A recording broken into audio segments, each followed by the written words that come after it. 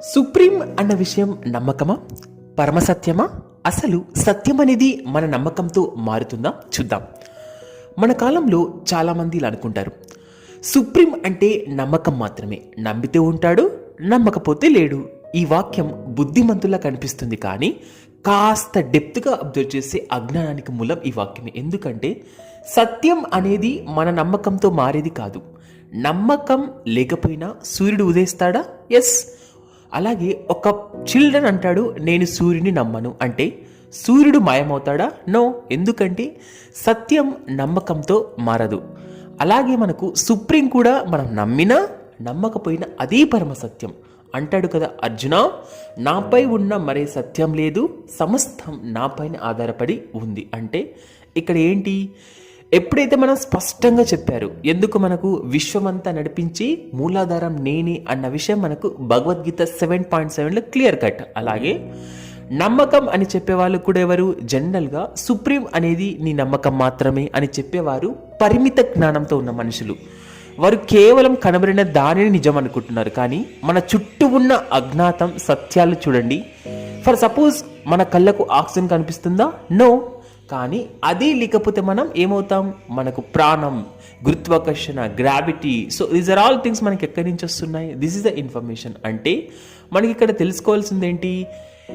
మన నమ్మకంతో సృష్టించబడింది సుప్రీం కాదు, ఆయనే సృష్టికి కారణం. ఆయన లేరు అని చెప్పేవారు తమ పరిమిత దృష్టిని సత్యమని అనుకునే అజ్ఞానులు. అంటే జ్ఞానవంతుడైతే మొదట అనుభవిస్తాడు, తర్వాత మాట్లాడతాడు. కానీ సుప్రీం కనిపించకపోవడం ఆయన లేనందుకే కాదు, మన కళ్ళు ఇంకా పరిమితం కాలేదు అందుకే. అంటే ఇక్కడ ఏం తెలుస్తుంది?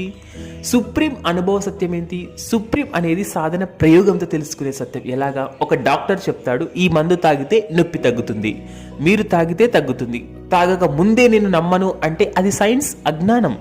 అలాగే భగవంతుడు చెప్తారు కదా మళ్ళీ, సో జపం, సేవ, శ్రవణం చేస్తే ఆటోమేటిక్గా సుప్రీం యొక్క ఉనికిని ప్రత్యక్షం చేసే ఛాన్స్ ఉంటుంది. ఇది స్వయంగా 1966 సంవత్సరంలో అమెరికాలో సో ప్రభుపాదుల వరకు కోట్ల మంది డ్రగ్స్, వైన్, విస్క్ ఇలాంటి బ్యాడ్ హ్యాబిట్స్ నుంచి బయటపడేలా చేసింది దిస్ ప్రభుపాద్.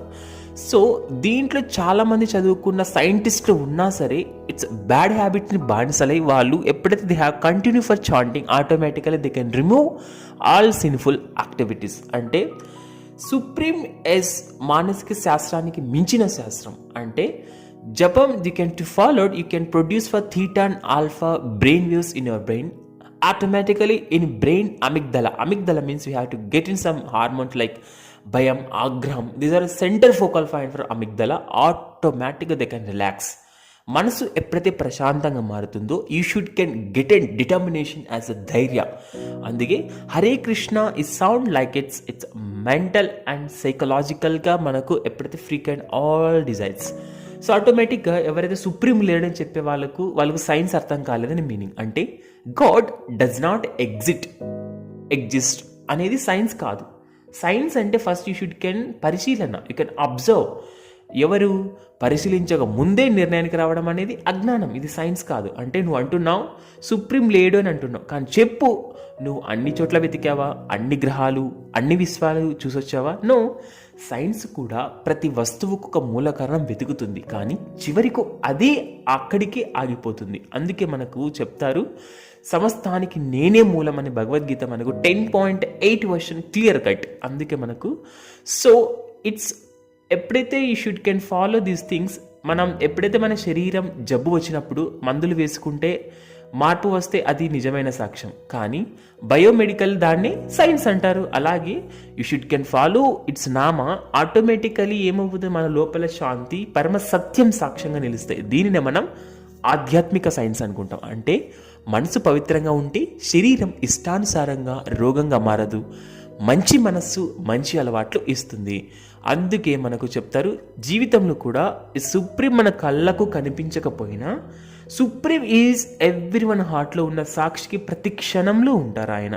అంటే సుప్రీం మన హృదయంలో ఉన్నారు. మన ఆలోచనలు, నిర్ణయాలు, తప్పులు అన్నింటినీ ఆయన చూపిస్తున్నారు. కొన్నిసార్లు మనం తప్పు చేయబోతున్నప్పుడు లోపల నుంచి వచ్చే స్వరం వినపడుతుంది, ఇది చేయకూడదు. మరి చెప్పేది ఎవరు దీన్ని? అంటే సుప్రీం మన హృదయం నుంచి చెప్పే సూచన. ఆ స్వరం మన మనస్సు కాదు, మనలో ఉన్న ఆ సుప్రీం యొక్క బుద్ధి స్వరూపం. అలాగే సో దీన్ని బేస్ చేసుకొని మనము సో క్లియర్ కట్గా సుప్రీం అని చెప్పొచ్చు. అంటే సుప్రీం మన నమ్మకంతో సృష్టించబడిన ఇట్స్ అ పవర్ కాదు, ఆయన లేరు అని చెప్పేవారు తమ పరిమిత దృష్టి అంటే వాళ్ళ యొక్క నాలెడ్జ్, ల్యాక్ ఆఫ్ నాలెడ్జ్ అనేది అజ్ఞానంలో ఉన్నట్టు. జ్ఞానవంతుడైతే మొదట అనుభవిస్తాడు, తర్వాతే మాట్లాడతాడు.